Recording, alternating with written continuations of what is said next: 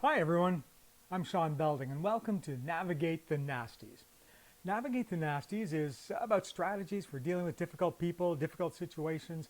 It's also about strategies for success at home and at work.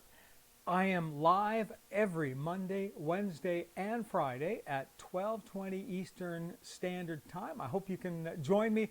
We're going to have a lot of fun while we do this. Make sure you subscribe so that you can get reminders as we move forward. And of course, one of the things I really appreciate are any comments that you have, any suggestions.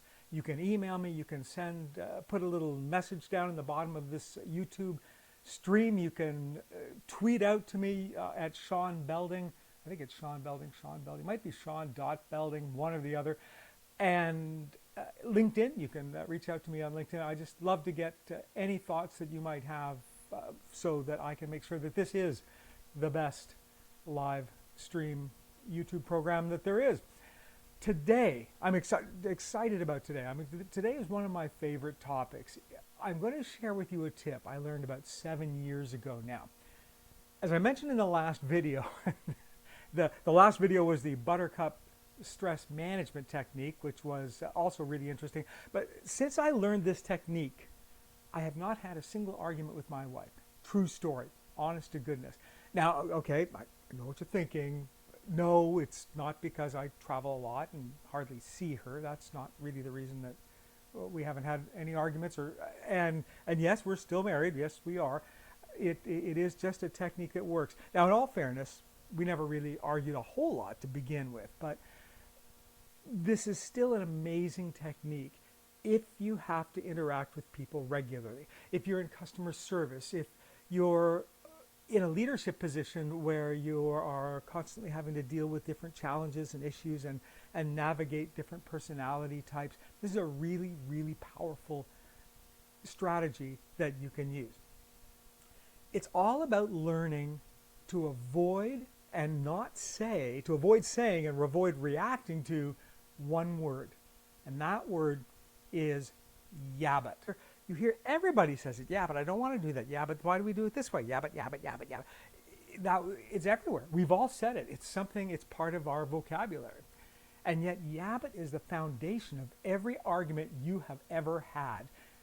When you stop to consider, if you stop and thought back to the last argument you had, yeah, but was at the core of it. They go like something like this, arguments. It's sort of like, hey, let's go out for Chinese food tonight. Yeah, I'd rather get Italian. Yeah, but you always want Italian. I want to get something like different. Yeah, but Italian's better for us. Yeah, but I like Chinese. How come you always have to get your way? Yeah, but it's about eating more healthy. I mean, besides, it's you that always gets your way, right? Does this sound familiar? Does that sound like every argument you've ever had? Sure, that's the way they work. It doesn't even have to actually have the word yabbit in it, and I'll talk a little bit more about that later, but that's every argument that we've had. So the message that yabbit sends is that I'm not really listening to you, and I don't particularly care what you have to say. And there's no message that I can think of on the face of the planet that will escalate a situation faster than sending somebody the message that I really don't care what you have to say and I'm not listening to you anyway. That's what's being sent. And those escalate situations. These are the things that turn conflict into confrontation. Yabbit changes a discussion into an argument. See, conflict, just to sort of talk about what conflict is on its own, conflict isn't a bad thing. Conflict is a normal part of life. I want Chinese, you want Italian. I want to watch one show, you want to watch another. Normally, we deal with conflict with a discussion. We listen to each other, we talk a little bit, we agree on a course of action.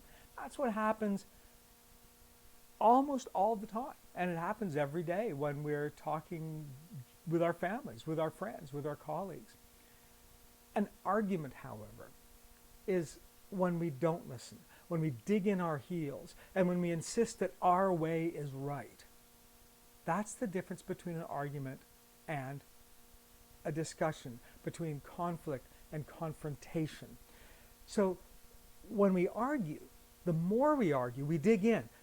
it's okay, I've got my way, and I'm right, and I need to tell you that. So I stop listening to you. I stop putting any weight to the things you say.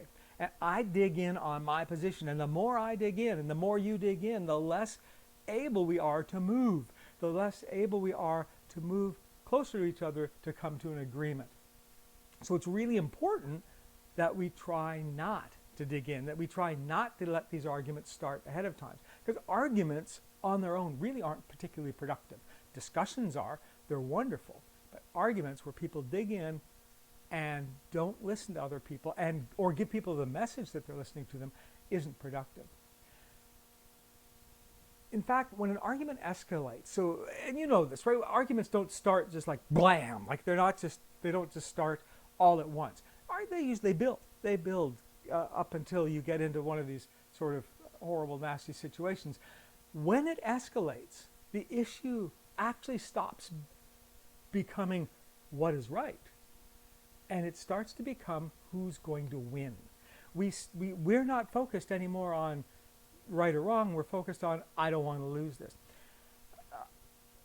It was a long time ago. Gosh, it was probably 20 years ago. My wife and I had an argument, one of the very, very few that we'd had, and it was a doozy. It really was unusual in that it was a doozy with all kinds of yelling and things like that. And it was the kind that scarred our children, I'm sure, for life, and they're probably in therapy for it as we speak now. But it didn't last very long. But it was loud. And I just remember the end of it. I remember at the end of this argument, sort of storming up to the bedroom and just kind of stand there. And I was like, stuff coming out of my brain. I was steam and I was upset. And man, I was ticked. I was so upset. I knew I was absolutely, completely right, and my wife was just being unreasonable. That's what I knew. The thing is, I couldn't remember what we were actually arguing about. And I was standing there thinking, yeah, I'm right. And the more I thought about it, the more I realized I have no concept of what the issue was we were arguing about. Shortly after that, moments later, my wife walked into the room and she's in tears, and she just came up and said, I'm sorry. And she looked at me and started crying. She says, me too, I don't remember. And we've remembered this to this day, and it's a reminder to us that so many times, and you've done this too, I'm sure. Have you ever gotten in an argument and you look back on it years later and you realize, well, that was so incredibly unimportant. Why on earth did we argue about that? But that's what an argument is. An argument is when we lose sight of right and wrong. It stops being a discussion. It starts being a confrontation, that argument, where our goal is no longer to get what's right, it's just to win. And that's when things just start getting stupid. So here's the technique. Here, we want to try to avoid that. And if we see an argument starting, we want to try to diffuse it really, really quickly. So here's how we do it. It's a technique called validating. And it's tremendously simple. It's tremendously effective. It's hard to remember to put into place when you are confronted with it. But once that becomes habit for you, you'll find that it's so tremendously effective. So instead of saying yabbit, what we're going to do is we're going to replace that by making a point to validate what the other person is saying to you first. Now, it's not about giving in. It's not about just agreeing to do what the other person wants to do. That's not what it is. But it is about acknowledging that you've heard that other person, that you respect that other person's point of view. So here's an example. Let's take the same food discussion that we had. Imagine your friend says to you, you say to your friend, hey, let's go get some Chinese food, and your friend says to you, I'd rather get Italian. What you don't want to say is, yeah, but you always want Italian. Let's get something different, because there's the yeah, but. Yeah, but I don't care what you say, right? I want to get Italian. Let's get something different. What if you tried something like this? Your friend says, I'd rather get Italian. And you can say, I know how much you love Italian, man. You could eat that all day long. I like it too, but I just have this huge craving for Chinese tonight. Now you can hear just from the sounds of that might have an impact on the discussion, because it signals to the other person that you are listening and that you respect that person's position. What's amazing is how differently the interaction progresses when you start to do this. Because your friend says, I'd rather get Italian, and you say, yeah, I know how much you love Italian, man. I like it too, but I just have this huge craving for Chinese tonight. Your friend then might turn around and say, yeah, Chinese would be good too. I'm just feeling we've eaten a bit too much of it over the last couple of weeks, and it's making me not feel perhaps as good as I'd like. You can tell already, just with a short, brief bit of interaction, that we're headed towards a completely different outcome than we were before. We are headed into a conversation. We're not headed into an argument. This works. It is absolutely remarkable how it works. Now, I'd mentioned earlier that you don't have to use the word yeah, but it's to make that art, to send that message that you don't care. It could be something as simple as you saying to one of your colleagues, hey, what if we try it this way? And your colleague saying, no, that's not going to work. We've got to do it this way. When that person just shuts it down, just takes your idea and completely shuts it down, that has the same impact as a yeah, but if you're a leader, if you're a manager, for example, and one of your team members, one of your employees comes up and says, hey, boss, what if we did this? And you said, yeah, that's not going to work. Those things never work. That message is really loud and clear. I don't care what you have to say. You don't know what you're talking about, and I'm just dismissing you. So that's going to have the exact same impact as a yeah, but imagine as a leader, if your team member came up to you and said, hey, boss, what if we tried this? And instead, you just turned and said, that's not a bad idea, because I see where you're headed, because you're sort of thinking about this, this, and this. The challenge that we have with it is this, this, and this, which we haven't figured out how to deal with. So I'm not convinced it's going to work. So what you've done is you've acknowledged what the person said. You've respected the fact that they've taken the time to come up to you with an idea. Will respond to you following that is tremendously different. Because if you shut somebody down, man, they're not going to come to you with more ideas. Why would they? Why would I come? How many of us have had that experience? I'm not going to go to my boss with anything. Yeah, she just shuts me down. Right?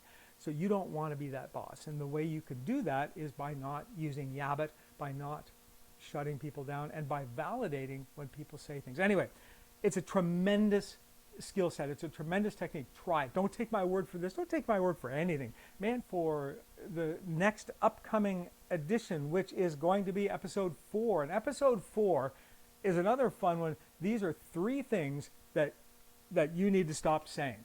Like, seriously, I mean, you have to stop, like, now. Stop saying these things, because they're just bad things to say, and you'll hear them all the time. So they're going to be coming up. This is coming up Wednesday at 12:20 p.m. Eastern Time. And again, folks, I'm Shaun Belding. Please, if you have any thoughts, any ideas, reach out to me. Drop me a message. I'd love to hear from you. Or even if you just have any questions, I would love to work with you on that. This is my wheelhouse. It has been for an awful long time. So until next time, folks, stay safe, stay sane, and don't forget to have a little bit of fun along the way. Take care.